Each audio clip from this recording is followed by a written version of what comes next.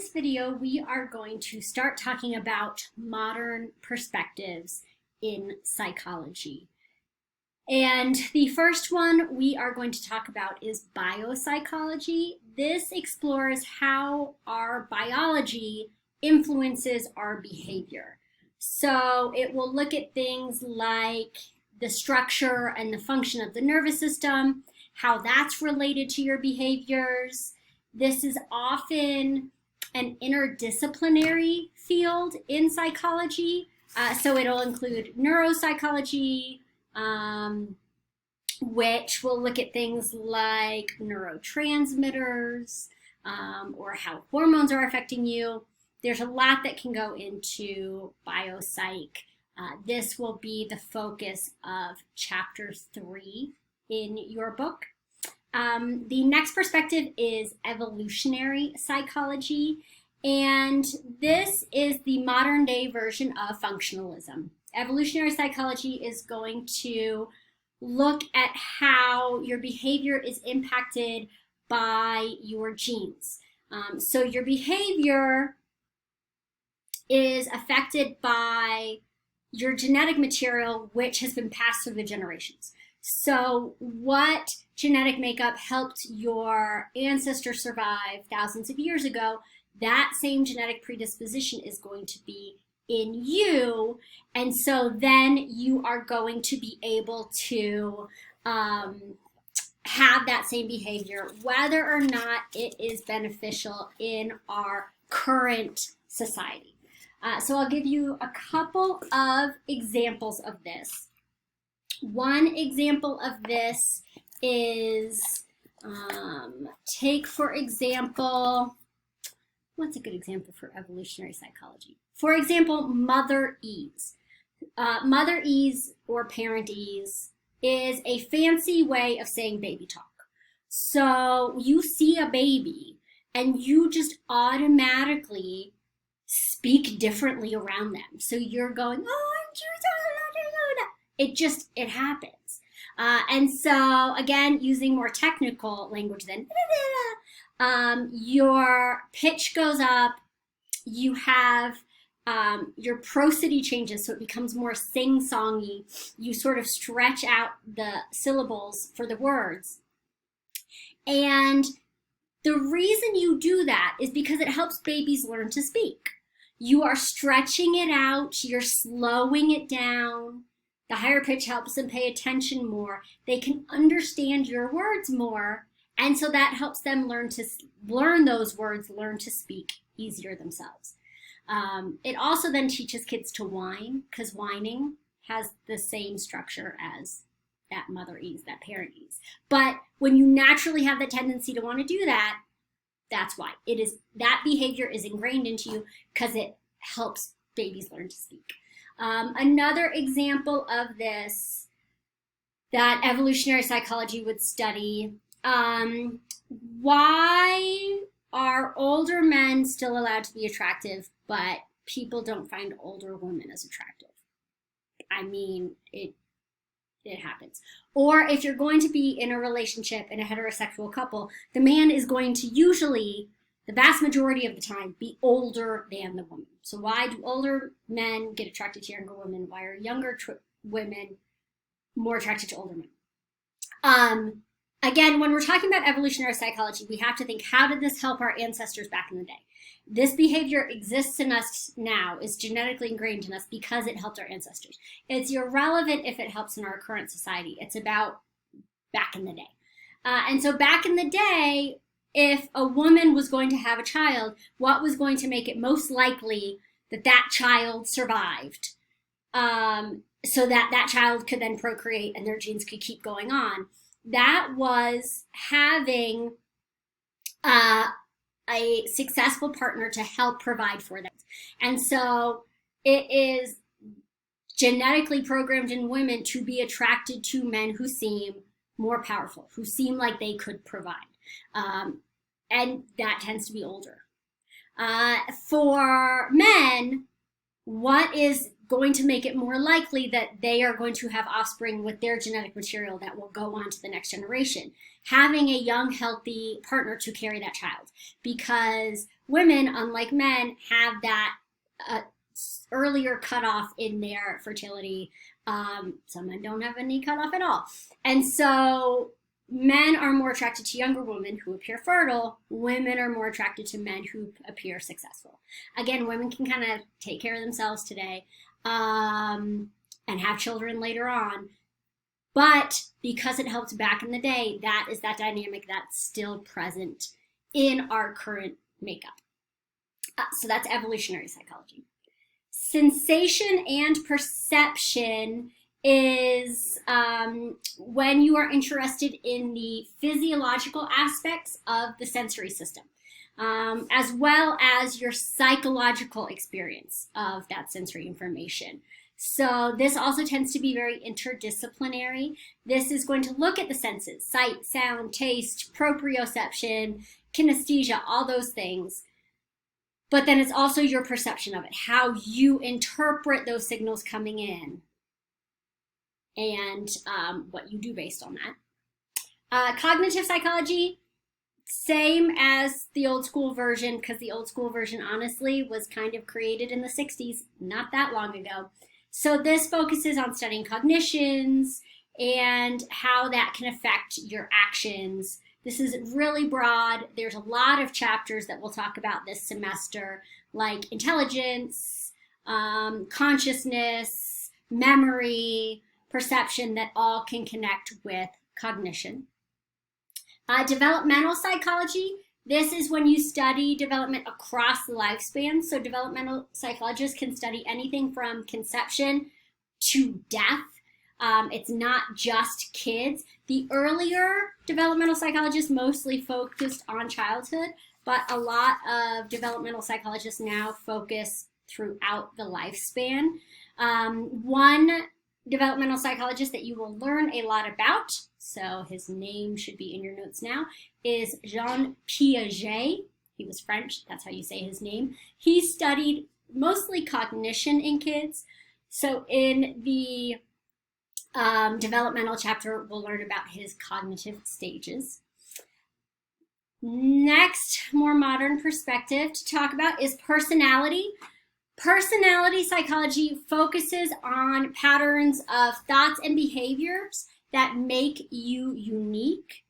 And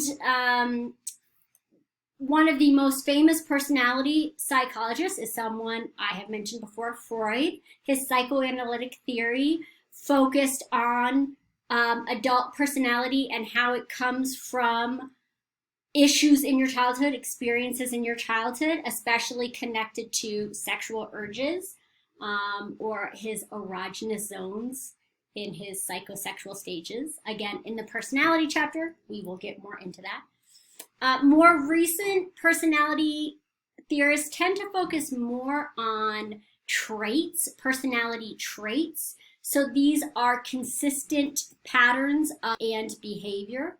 And for personality traits, one of the most commonly used now is the Big Five, which has 5 personality traits. So the 5 personality traits are openness, conscientiousness, extroversion, agreeableness, and neuroticism. And so ocean or canoe is one way to remember them. Again, in the personality chapter, we will go much more into that. Next modern perspective is social psychology. This is my perspective. My PhD is in social and cultural psychology. Social psychology focuses on how we interact with each other, how you are influenced by the presence of others, real or imagined, and how you influence other people. It's not social psychology. So for example, one person we will learn about is Milgram, and Stanley Milgram did the obedience study that you'll learn about in the social psych chapter, where he got people to think that they were shocking someone until they were unconscious, maybe even dead, to try to understand how Nazi soldiers would follow the commands of their superiors to kill millions of people. IO stands for industrial organizational psychology. So this applies psychological theories to the business world, to organizations. And that's the one of two chapters we are not covering this semester. But you are welcome to go read it. It's chapter 13 in your book if you want to learn about IO. Next, health psychology. This focuses on how health is affected by the interaction of your biology, your psychology, and social factors. And so this is going to use the biopsychosocial model. So health psychology tends to use this. It's not just health psychology that uses the biopsychosocial model. Again, looking at biology, psychology, and social environmental factors to understand an issue. But for example, in health psych, this would be something like ulcers. What causes ulcers? It's originally the idea was that stress caused ulcers. No, ulcers are caused by a bacteria. But when you are really stressed, your immune system is suppressed, which makes you more vulnerable to the bacteria that can cause an ulcer. If all you're doing is looking at stress, you're not going to solve it. If all you're doing is looking at the bacteria, you're not going to solve it. You got to mix them all together. And people who have like type A personality, what you'll learn about in the stress and health chapter 14, are more prone to lots of illnesses. So you got to look at all these things. You'll see a video connected with this at the end with the biopsychosocial model. Sports psychology is going to study psychological aspects of sports performance. So things like motivation and your performance, anxiety, sports and emotional mental well-being. For example, I know someone at Ball State in Indiana who's a sports psychologist who gets kids in like Israel and Palestine to get together and play soccer in order to help bring peace. It helps with their emotional well-being, but they're just playing soccer. So that sort of thing. Or like major sports teams will hire sports psychologists to help with the performance of their athletes. Clinical psychology. This is probably what you think about when you think of psychology. This is going to be about the diagnosis and treatment of psychological disorders. So this is going to be, we'll talk about this in the psychological disorders chapter 15. A subcomponent of this is counseling psychology, and counseling psychology is similar to clinical psychology, but it's going to focus on emotional, social, job, health-related outcomes for people who are considered psychologically healthy. So a lot of people who want to go see a therapist because, you know, they just wish things were healthier, they wish they liked their life more, they're fighting with their parents or their partner, something like that. There's a good chance the person they see will have had their degree in counseling psychology. If you are hospitalized because you have schizophrenia and you're almost catatonic and can't move, you're not going to see a counseling psychologist. You will see a clinical psychologist. So the more severe psychological issues tend to be clinical, the more everyday, more counseling. And then you have forensic psychology, which is when you use psychology in the justice system. So this will be people who interview defendant to see if they're competent to stand trial. They could be expert witnesses in a trial. They're going to help with jury selection, that sort of thing. And actually, before I do the thing connected to biopsychosocial model, Final thing I want to talk about here before we do that is careers in psychology. What can you do if you decide you want to major in psychology? And there are a few things you can do.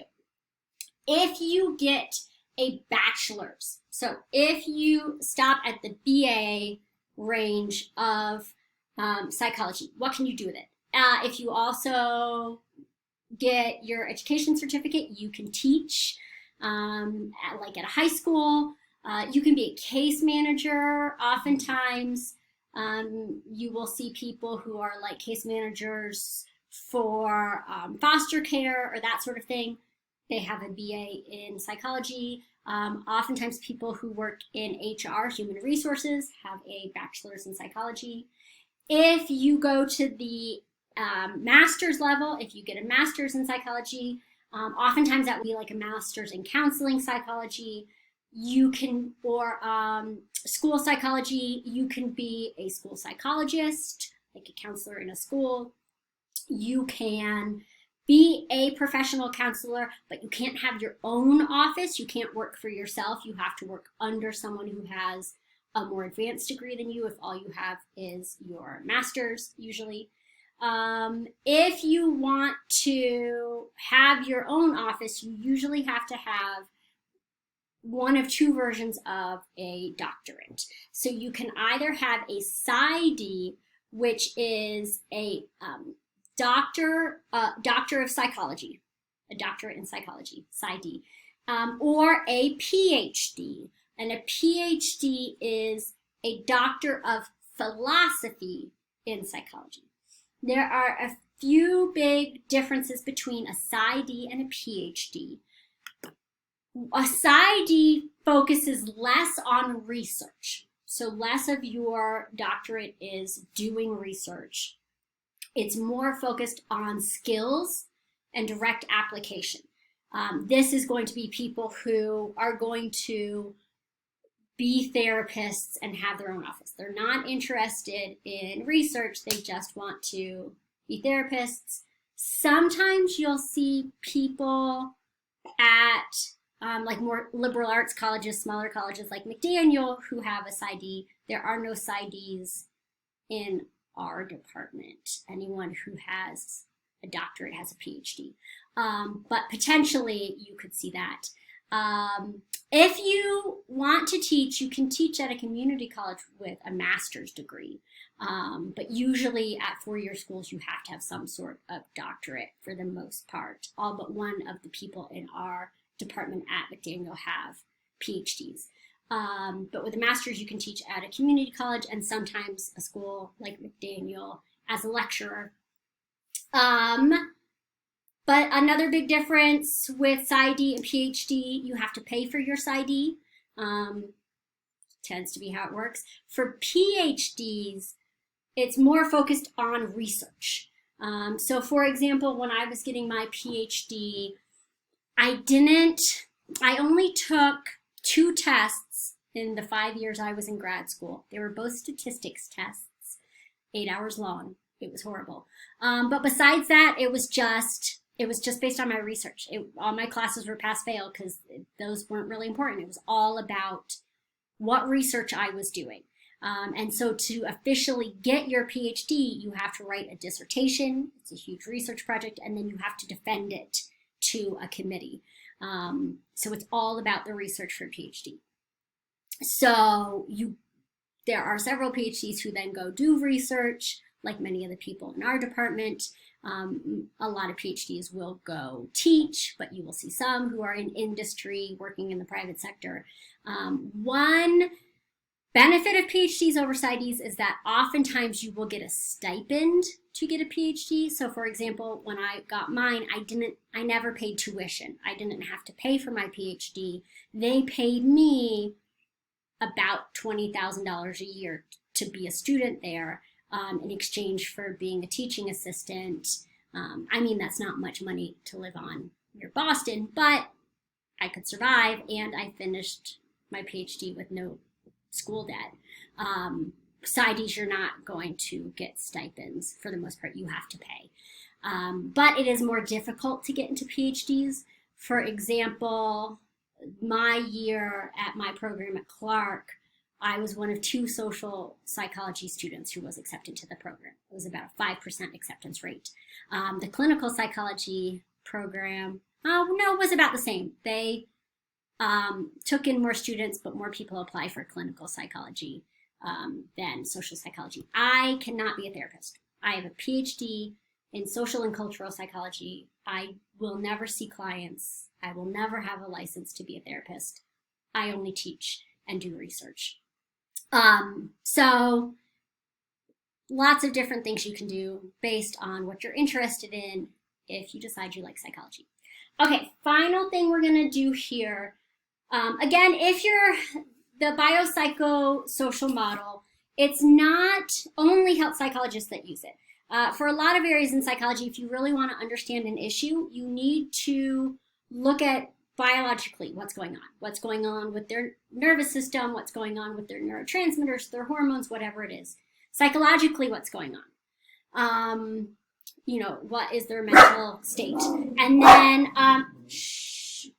both my dogs are freaking out. Hold on one second. And finally, environmentally, the social part of that. Environmentally, what is going on? So what I'm going to do right now is I'm going to show you a video of Andrea Yates, who is a woman who killed her 5 kids in Texas. And then what I want you to think about is, if you were understanding what she did from a biopsychosocial model, what factors would you focus on? Biologically, why would you explain why she killed her kids? Psychologically and socially, what's going on? So, watch this video. The new mother. Hello. Mother for the 5th time. Uh-huh. This home video of Andrea Yates was taken by her husband Rusty just after she gave birth to their 5th child, Mary, last November. It was just 7 months before she would kill her baby daughter and her 4 sons. Say cheese. 2-year-old Luke, 3-year-old Paul, 5-year-old John, and Noah, who was 7. Everybody say goodbye. Bye. Back to the camera. Bye. It is hard to comprehend that this 37-year-old woman, a former nurse and high school valedictorian, who has been described by everyone who knew her as a devoted and loving mother, is the same person who is charged with capital murder. The person who has the hardest time comprehending all of this is her husband. She's a terrific mother, loved the children. They're always climbing up in her lap, and she'd read books to them, and just all kinds of stuff, and she loved them. And so I knew that there's no way, there's just no way that she would ever do anything like what happened. But she did. No, but it's because her mind was sick, I mean, that's it. Although there were indications that her mind was sick, Andrea Yates never gave any signs that she intended to harm her children. But after her arrest, she told authorities that on and off for the past 2 years, she'd heard voices telling her that the devil was after the kids and that she needed to save them. She said they were, quote, hopelessly damaged. And on the morning of June 20th, Andrea Yates waited to act until after her husband left their home to go to his job at NASA's Johnson Space Center in Houston, where he's a civil engineer. Well, I got a phone call from my wife at 5 till 10, and she said, you need to come home. And she sounded really like very stern, very cold. I said, what's wrong, Andrea? And she said, you need to come home. And she hung up. And I was really getting nervous because of her tone. And I called Andrea back at the house, and she picked up the phone. And I said, Andrea, what's wrong? I said, is anyone hurt? And she said, yes. And I said, who? And she said, the kids. And I said, which ones? She said, all of them. And I mean, I was just devastated. According to what she told police, Andrea Yates had filled the family bathtub and methodically drowned her 5 children. Then she dialed 911. By all appearances, the Yates were a normal, happy family until 2 years ago. Soon after the birth of their fourth son, Luke, Andrea began showing signs of depression. Twice in 1999, she tried to kill herself, first from an overdose of sleeping pills, and then, a month later, she took a knife into her bathroom. She had a knife held up to her neck, and it's like she's looking at her neck trying to figure out how to cut herself so that she could successfully kill herself. And I said, "Give me the knife." And she said, "Let me do this." And I said, "No, give me the knife." She wouldn't do it. She just stood there like this. So I grabbed her arm and pulled it down, and I pried the knife out of her hand. The next day, Andrea Yates was admitted to a psychiatric hospital. She was there almost 3 weeks and diagnosed with postpartum depression with psychosis. About 75% of new mothers experience some form of postpartum depression. It's commonly known as the baby blues and usually fades away in a few weeks. But Andrea Yates fits into a much more severe category that affects less than 1% of women. They may either kill themselves or their children. Andrea Yates seemed to fit that profile perfectly. There's no evidence that she abused her children, but during her hospitalization, she described being stressed trying to raise so many young kids, saying it was a big responsibility. I don't want to fail.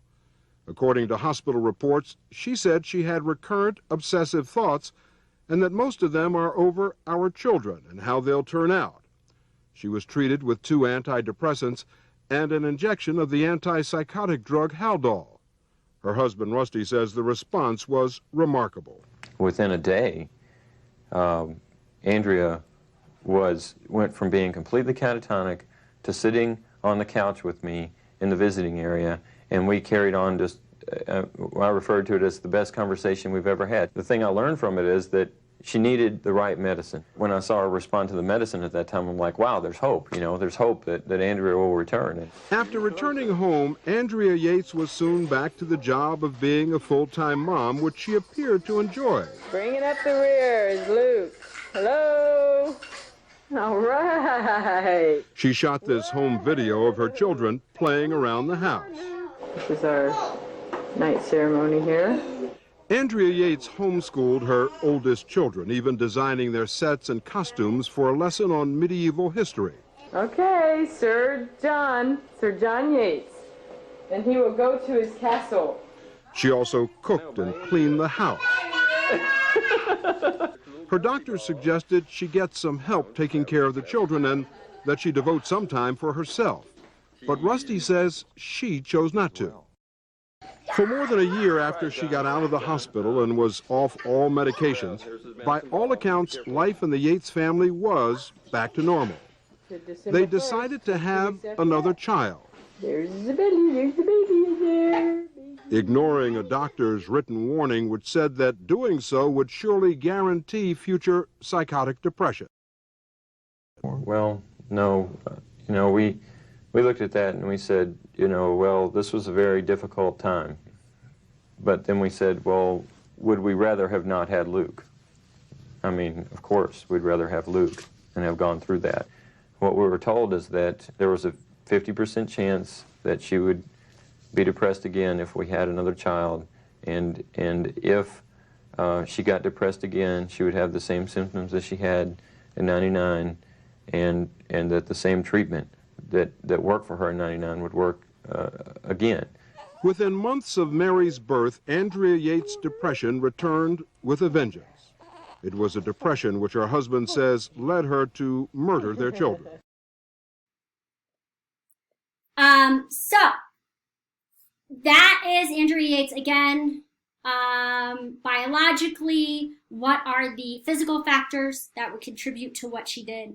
Psychologically, what was her mental state? What were her diagnoses? And then socially, what about her environment? What about her support system or lack thereof contributed to it? So think about that. And just a little heads up about Andrea Yates. Her first trial, she was convicted of killing her 5 kids because the prosecutor said she was copying something she saw in a Law and Order episode when she killed them. Turns out that was a lie. So she got a retrial, and in her retrial, she was found not guilty because of her psychological state, because of that postpartum psychosis.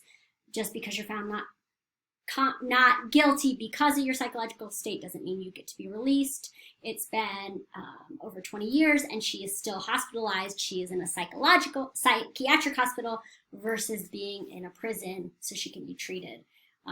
But she'll probably be locked up for her whole life. And her husband divorced her. So that is it for Andrea Yates, and that is it for this chapter.